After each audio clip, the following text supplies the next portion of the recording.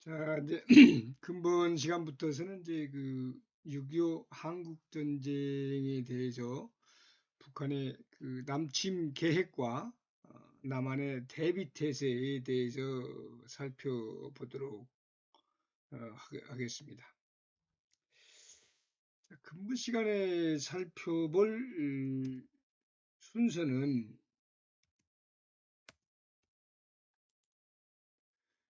북한의 남침 계획과 전쟁 준비로부터 북한과 남한의 양진영의 작전 계획 순으로 살펴보도록 하지요. 자, 먼저 북한의 남침 계획은 소련이 등 뒤에 있잖아요. 그러다 보니까 소련이 이제 어떤 그 야심을 갖게 되는 그 과정부터 살펴봐야 됩니다. 바로 1945년 2월 달에 흑해연안의 얄타에서 미국과 영국, 소련의 정상들이 한반도를 전후에 신탁 통치한다는 거 하는 것을 최종 합의를 했다고 했잖아요. 그러다 보니까 이제 소련은 이때 신탁 통치할 때 소련이 영향력을 행사하기 위해서는 한반도에 진주를 해야 돼요. 한반도에 진주를 하려면 어떻게 해야 됩니까? 그 영국과 미국이 요구한 대로 대일 선전포고를 하고 일본과 자기들도 어떻게 이제 그 전쟁에 참여한 기여를 해야 됩니다. 그러다 보니까 48년, 그러니까 1945년 8월 8일 날 소련이 일본에 대해서 선전포고를 합니다. 이때 일본은 미국과 태평양 전쟁, 2차 대전의 마지막 어떤 그 전쟁이라고 할 수 있는 태평양 전쟁에 참전하고 있었어요. 여기에 이제 소련이 참전을 하면서 이제 한반도로 들어오기 시작을 하죠.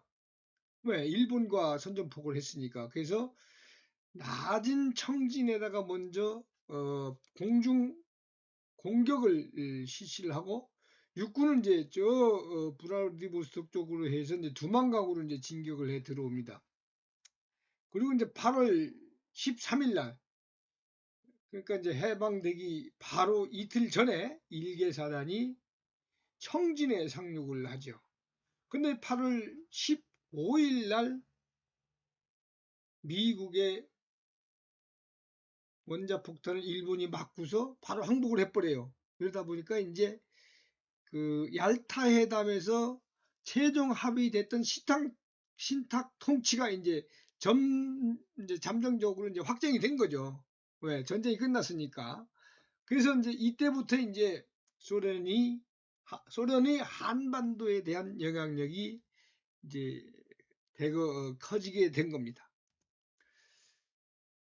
그럼 이때 당시에 소련과 중국과 북한의 관계가 어땠겠는가 하는 걸 살펴봐야죠. 앞선 시간에서도 살펴봤습니다만은 소련은 이제 그 입장에서는 이제 한반도에 있던 주한미군이 철수를 하게 되니까 소련의 팽창 정책의 하나로 한반도 전체 공산화를 통한 영향력 확대가 이제 가능할 걸로 이제 생각을 하게 되고 또 한반도에 대한 소련의 전진 기지가 이제 생긴 거예요.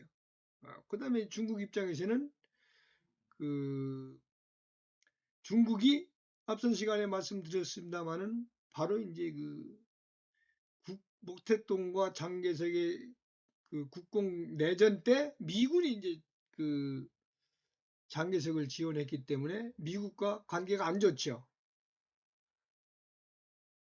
그런 상태에서 장개석 군대가 대만으로 넘어가 피신해서 패주해서 넘어갔기 때문에 대만까지 통합을 해야 되는데 바다 건너 공격하기 위해서는 그 소련의 뭐 해공군 지원이 필요하단 말입니다. 그래서 이제 중국은 중공이에요. 중국과 소련은 그런 차원에서 이제 이 밀착 관계에 있을 수밖에 없고, 그다음에 이제 그 소련의 그 어떤 그 위성 꼭두각시 국가라고 볼 수 있는 북한, 그다음에 거기에 정점에 있는 김일성은 무력으로 이제 그 공산혁명을 수출하는 공산 한반도를 공산화한 통일을 하겠다고 하는 이런 야심들, 요것들이 그러니까 소련, 중국, 북한이 이 삼각 협력 관계에서 볼 때 이들 국가는 이해관계가 서로 일치했던 겁니다. 그래서 이제 전쟁을 일으킬 수 있는 충분한 그 여건이 이제 된 거죠. 그래서 먼저 김일성이 소련 스탈린한테 가서 한반도를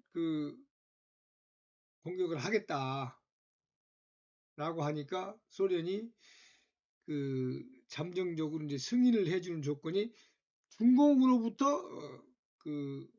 도움을 받도록 해야 된다.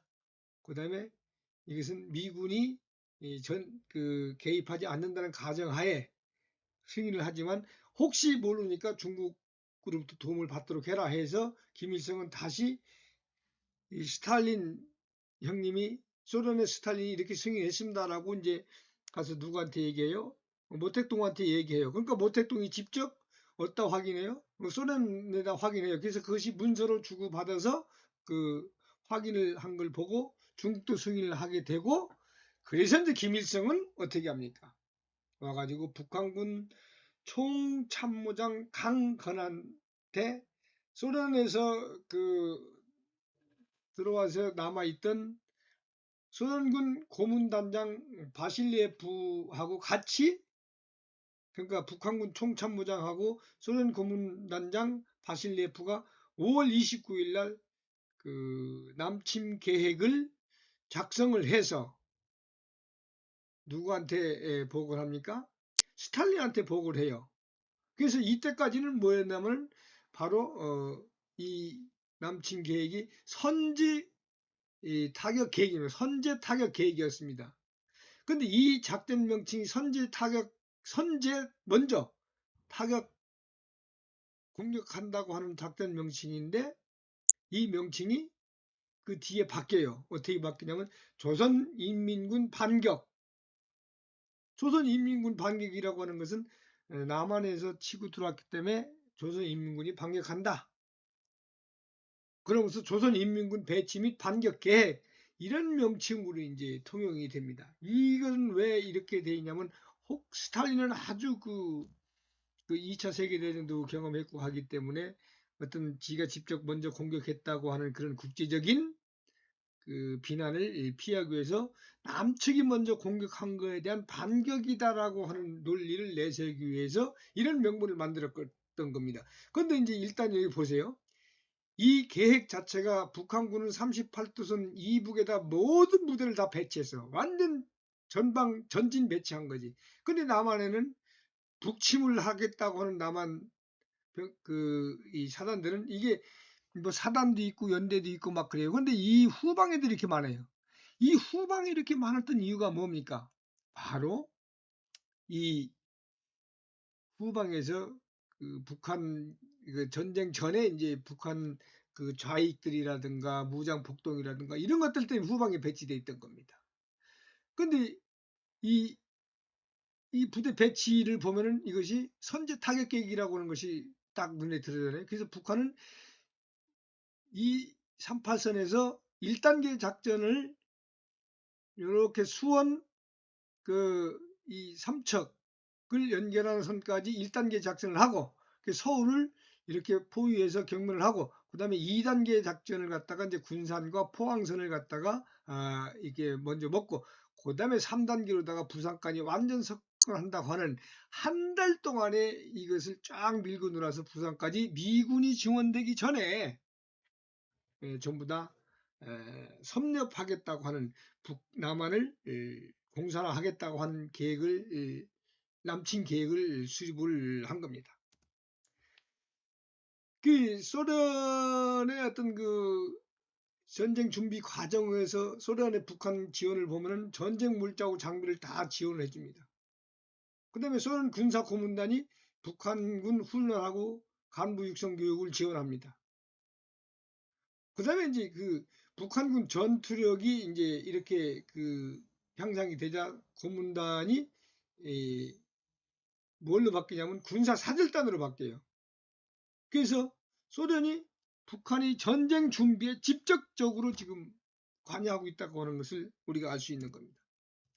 그 중공은 어떻게 해요? 중공은 이 한인계 중공군들이 이 중국에 많이 있었어요. 이거를 북한군 전부 전환시키는 겁니다. 여기에는 상당수 우리 독립군들도 포함되어 있어요. 그러다 보니까 중국으로부터 넘어온 한인계 중공군 2개 사단에 의해서 북한군의 병력이 상당히 증강이 되죠. 그래서 김창덕이 이끄는 164사단은 북한군 5사단으로 개편이 되고, 방호산이 지휘하는 중공군 166사단은 북한군 6사단으로 이제 편입이 되죠. 이렇게 중공도 남침 전쟁 준비에 북한을 지원하고 있었단 말입니다. 근데 이제 북한이 이제 앞서 얘기했듯이 전차, 우리는 한 대도 없었는데 전차를 많이 갖고 있었다고 하잖아요. 225대인가? 그걸 어떻게 전차를 갖고 있었게 되느냐. 바로 평양 주둔하고 있던 소련의 전차 사단이 1947년도에 그 북한 115 전차 여단으로 이제 창설이 되고 훈련을 또 시켜줍니다. 누가? 소련군이. 그래서 1948년도 12월 달이 되면 북한군 스스로 이제 이 전차 부대를 운영할 수 있는 능력을 갖추게 되는 겁니다. 그래서 이제 북한군의 남침 직전의 전력을 보면 보병 10개 사단, 전차 1개 여단, 이게 어마어마한 거죠. 독립 3개 연대, 경비 5개 여단, 그 다음에 지상군이 18만 2,680명, 그 다음에 해군이 15,000명, 공군이 2,800명, 특수병력이 또 6만 1,820명 등 이 막강한 남한과는 비교가 안 되는 막강한 전력을 가지고 이제 전쟁을 일으켰던 겁니다. 이때 당시에 남한의 그러면은 전쟁 대비 상황은 어땠는가? 한국군의 경계 태세는 상당히 허술했었어요. 왜 허술했냐? 북한과 남한의 그 경계 지점이 38도선은 그때는 지금같이 철조망이 있었던 게 아니기 때문에 서로 선만 그어져 있기 때문에 먼저 좋은 진지를 차지하려고 막 서로 충돌이 잦았어요. 자주 싸우다 보니까 한국군에는 수시로 비상 경계령이 떨어지는 거예요. 그럼 그 양치기 목동 소년이 늑대 온다고 계속 거짓말한 것 같이, 아니 이제 얘기하는 것이 나중에는 이제 시험 테스트하기 위해서 또 늑대가 온다고 거짓말했던 것처럼 계속 비상경계니까 이것도 또 거짓말일 거야 라고 하는 거와 마찬가지로 이 수시로 발령되니까 경계태세가 허술하게 되는 겁니다. 이게 계속 거기서 38선에서 싸웠기 때문에. 그런데도 이제 더군다나 앞선 시간에 말씀드렸듯이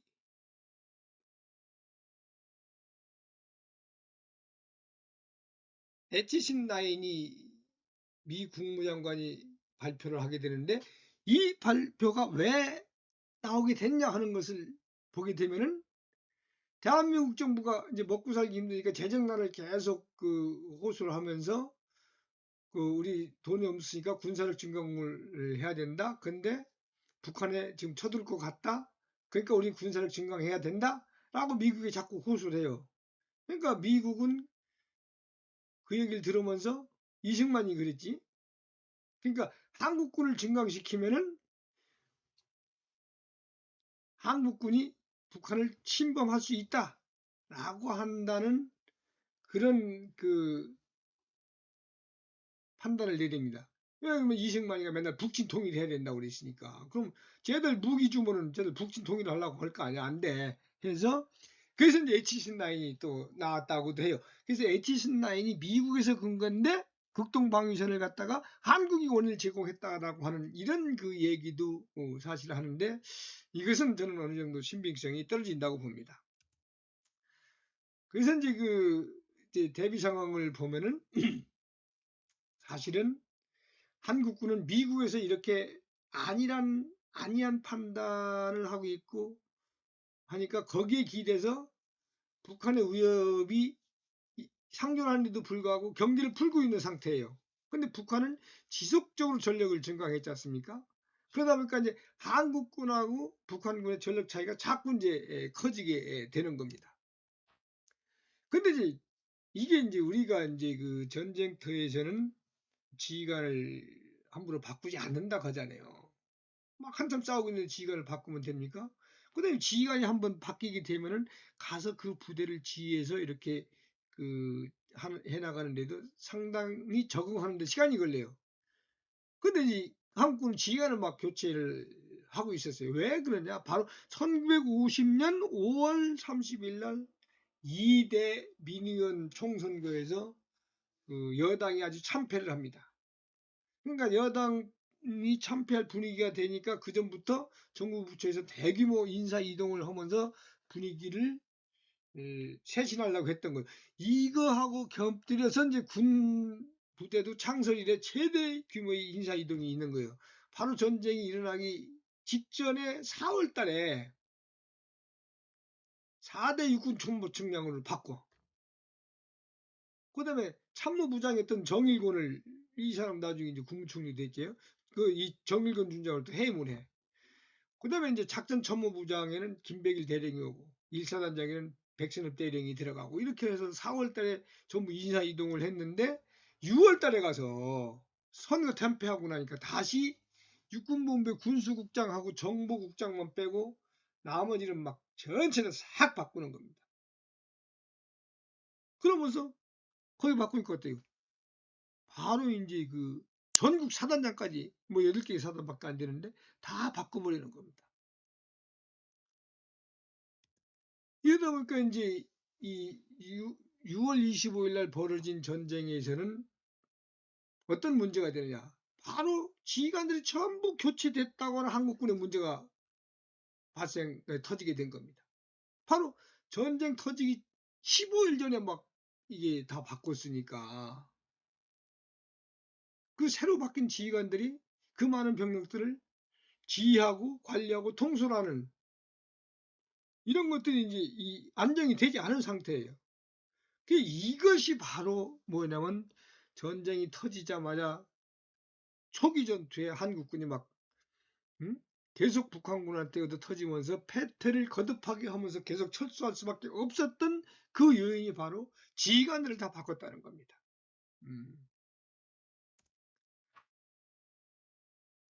근데 이제 또 남한에서는 남침 징후를 또 무시했어요. 뭐냐면 남북한 간에 38도에서 군사적 충돌이 잦았어요. 그러다 보니까 개성 부근에 있었던 송악산이라는 곳을 북한이 5월 4일 날 기습 점령을 했어. 이 송악산을 탈환하기 위해서 한국군 1사단 11년대 6탄 시봉사가 북한군 진지를 모두 파괴하고 거기서 산하지. 지금 이것도 동상이 있잖아요. 예. 이렇게 6.25 직전에 이런 군사적 충돌이 잦았다고 하는 것은 전쟁이 날 수 있다는 징후인데 그걸 간과한 거예요. 누가? 남한이. 그다음에 이제 북한에서 기순해 오는 애들도 있고 막 북한이 남침할 거라고 하는 소문이 막 하다 했어요. 이승만이도 직접 그 얘기를 했어. 남침할 거다라고 하는데도 거기에 대한 대비는 하지 않고 무시를 했다. 또 징후가 또 있어요. 바로 뭐냐면 전쟁 발발 직전에 북한이 억류하고 있던 조만식 선생하고 남한에 억류 중인 A급 간첩을 바꾸자고 이제 제안을 해요. 그러니까 누가? 최병덕이가 이거는 북한의 속임수다. 판단을 잘했어. 그러면서 최병덕 총장이 6월 11일 날 전군의 비상경계령을 내립니다. 6월 11일 날 경계령을 내렸잖아요. 근데 이 비상경계 한번 걸어놓고 이게 오래되면 이게 유야무야 흐지부지 되는 수가 있어요. 또 강도가 떨어지게 돼 있잖아. 그러니까 너무 오래 가면 안 돼. 그래서 6월 24일 날 11일 날 발표하고 6월 24일 날 이 효율성이 떨어진다 해서 비상경계령을 해제를 합니다. 그러니까 이렇게 12일 날 발표해서 13일 동안 비상경계 동안에 이제 외출 외박을 못 나갔을 거 아니에요, 군인들이. 그러니까 군인들을 대거 이제 외출 외박을 내보냅니다. 근데 그때 농번기와 갖고 그 농사를 지어야 되니까 많이 내보내서 그래서 병력의 3분의 1 이상이 부대를 비웠던 겁니다. 그 다음에 육군 수뇌부는 바로 6월 24일 날 무슨 일이 있었냐면은 서울에 육군 장교 군락부가 생겼어. 이게 객관식 장교 군락부라는 게 뭐냐면 육군 장교 클럽이라고 보네. 클럽.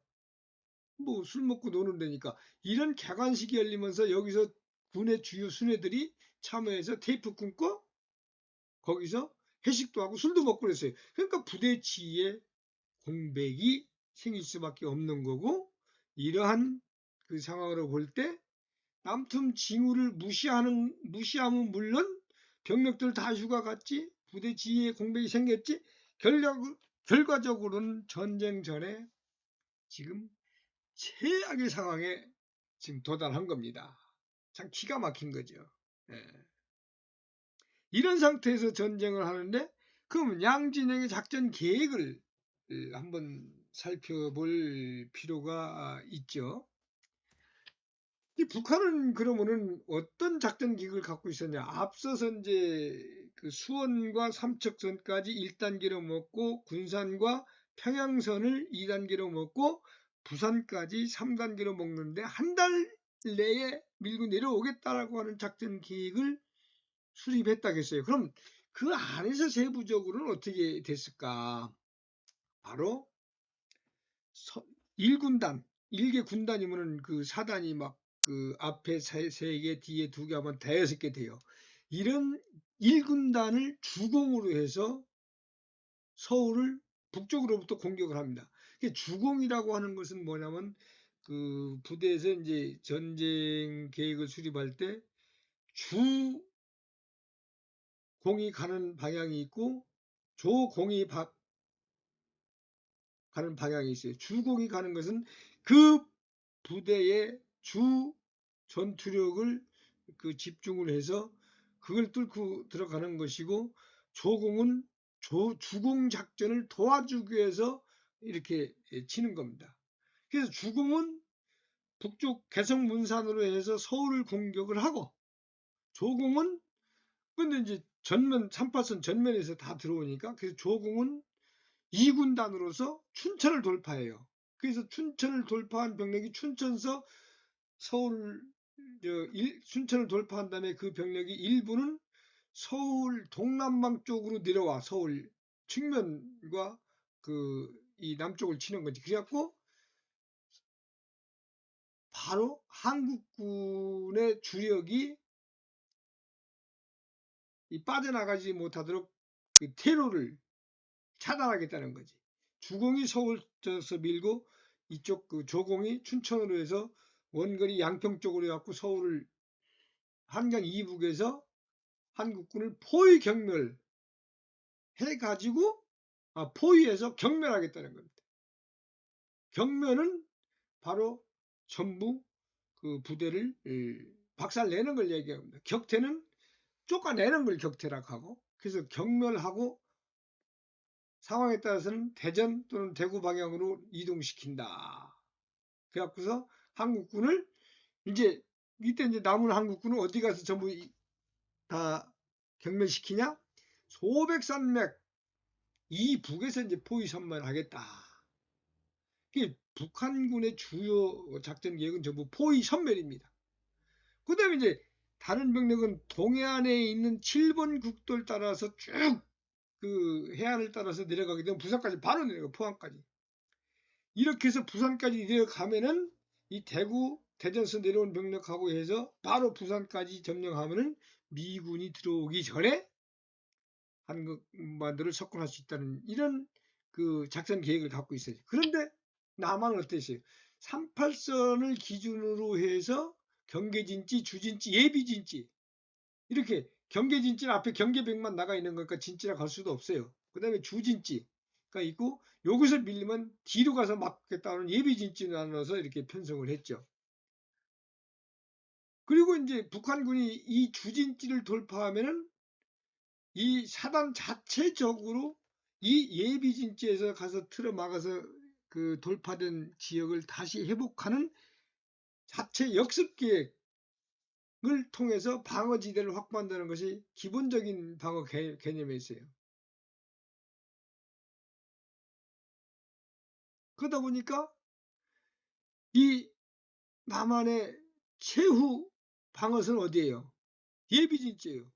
예비진지는 그러다 보니까 반드시 확보해야 되는 그런 지역이에요. 이런 작전 개념을 갖고 있고, 그 다음에 이제 후방에도 이제 부대가 많이 배치되어 있었다는데, 후방에 배치되어 있는 사단들은 예비 전력으로 위급한 지역부터 이제 서울에 가서 순차적으로 틀어막겠다고 하는 그런 이 전방에서 방어지대를 확보한다는 그런 임무를 가진 그 작전 계획을 수립하고 있었던 겁니다. 그래서 자, 앞서 말씀드린 대로 북한은 저 대구, 수원, 삼척, 대전, 대구, 그다음에 군산 포항선, 그다음에 부산선까지 해서 쫙 한 번에 밀고 내려가는 계획을 수립했는데 반해서 남한은 38도선에서 주진지, 예비진지, 이 경계진지 이 세 개 진지로 나눠 갖고 여기서 전부 다 막겠다. 근데 여기서 또 못 막을 때는 후방에 있는 사단을 또 빼서 앞에 가서 막겠다라고 하는 방어지대를 확보해서 방어하겠다는 계획만 갖고 있었던 거예요. 이 계획이 잘못된 거죠. 왜 그러냐면 공격하면은 뒤로 가서 공격하는 부대의 공격 지속 능력이 떨어지면은 후방을 쳐서 적을 경멸하겠다는 계획이 아니고 그냥 막겠다. 그래서 격퇴하겠다, 몰아내겠다 이런 계획 갖고 있으니까 게임이 안 되는 거죠.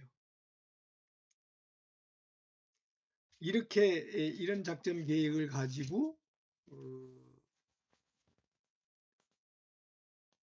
전쟁이 일어났던 겁니다. 자, 그러면은 이제 우교신 여기까지 하고 다음은 이제 개전 초기 전황과 그다음에 서울 함락, 한강교 폭파까지 살펴보도록 하겠습니다. 여러분 대단히 고생 많았습니다.